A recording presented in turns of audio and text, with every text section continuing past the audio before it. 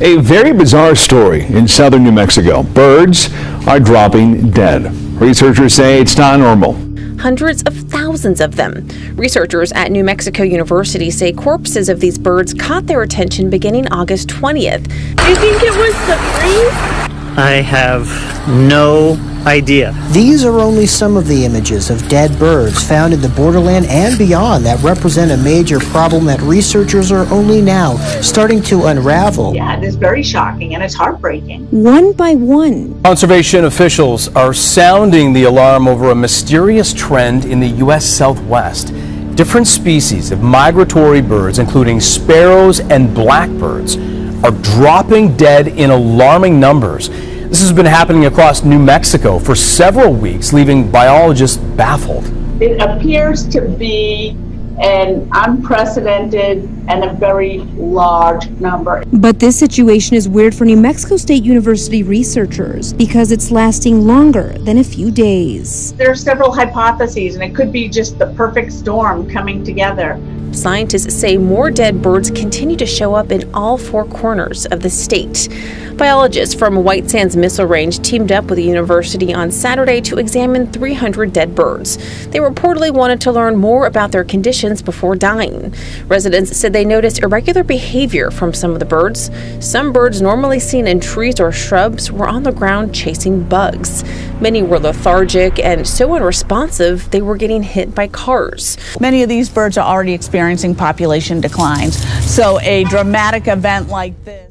Researchers over at NMSU say this is more than just a borderland problem, as hundreds of thousands of dead birds have been reported not just across the borderland, but also into Colorado, Utah, and even Mexico.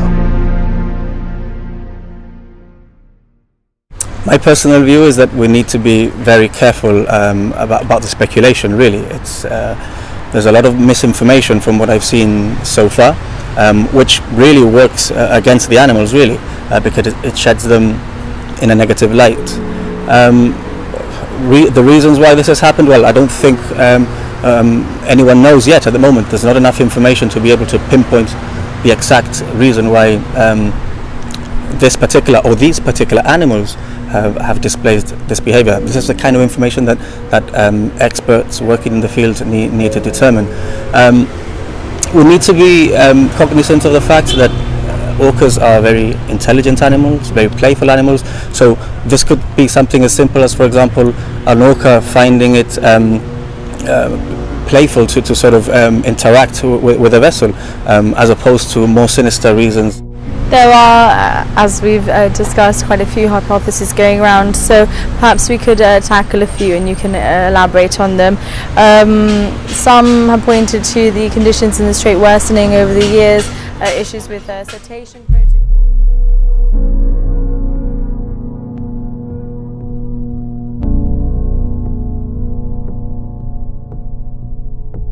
There is no scientific evidence to be able to pinpoint one particular reason as to why this behavior has been displayed. Orcas have different hunting techniques in different parts of the world.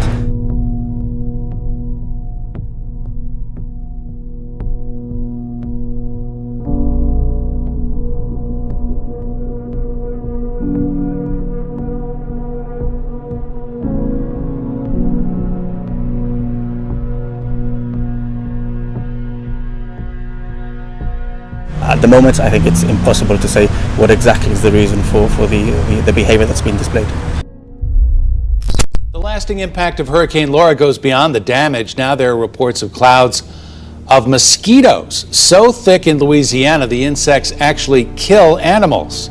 Several hundred cattle and other farm animals are reported dead. The cause, the vast number of mosquito bites and exhaustion from continually moving away from the insect clouds.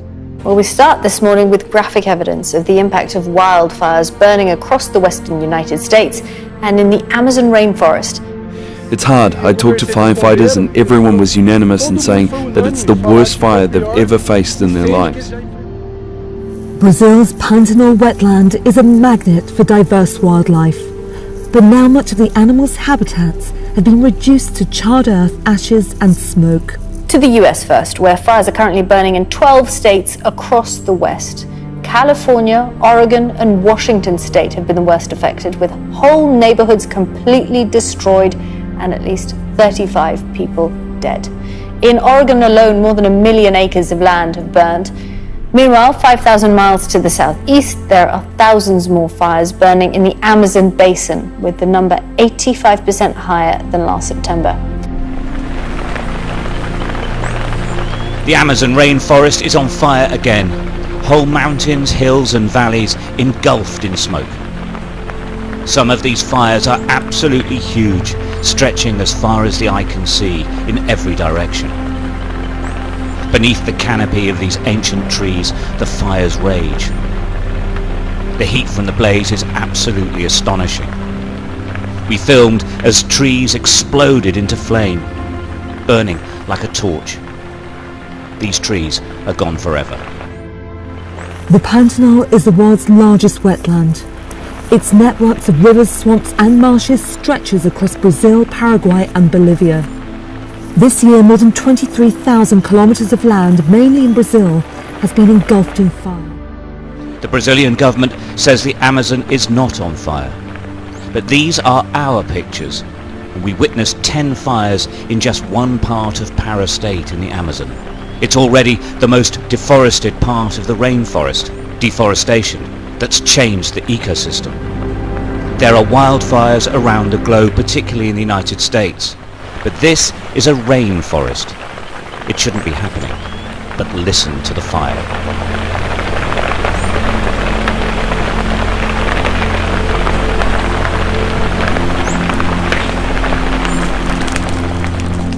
Controlling the fires is almost impossible. Firefighters struggle to stop the flames spreading from cattle pastures to the rainforest above.